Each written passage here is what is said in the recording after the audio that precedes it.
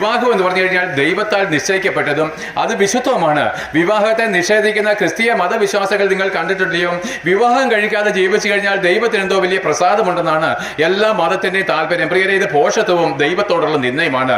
എന്നാൽ ഒരുവിന് വേണ്ട എങ്കിൽ വേണ്ട, പക്ഷെ അത് നിയമപ്രകാരം വേണ്ട എന്ന് വെക്കുവാൻ കഴിയത്തില്ല. കാരണം വിവാഹം എല്ലാവർക്കും ബഹുമാന്യമായിരിക്കുന്ന ഒരു അനുഭവമാണ്. ദൈവം ഏറ്റവും കൂടുതൽ ബഹുമാനിക്കുന്ന ഒരു ജീവിതമാണ് കുടുംബജീവിതം.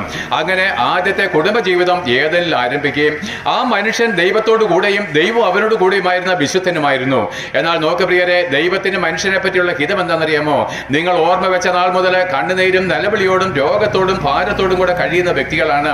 ഒരു ദിവസം എങ്ങോട്ടാണ് പോകുന്നതെന്നറിയാതെ മരിച്ചു പോകുന്ന വ്യക്തിയുമാണ്. യഥാർത്ഥത്തിൽ ഇങ്ങനെ ആയിത്തീരുവാനല്ല ദൈവം മനുഷ്യനെ സൃഷ്ടിച്ചത്. രണ്ട് മനുഷ്യനെ ദൈവം സൃഷ്ടിച്ചിട്ടില്ല. ഒരേ ഒരു പുരുഷനെ മാത്രമേ ദൈവം സൃഷ്ടിച്ചിട്ടുള്ളൂ. നമ്മളെ ആരെയും ദൈവം സൃഷ്ടിച്ചിട്ടില്ല. പ്രിയരെ, കേട്ടുകൊള്ളുവിന്. ഈ പ്രസംഗം മരിച്ചതിന് ശേഷം നിങ്ങളെ ന്യായം വിധിക്കുന്നതാണ്.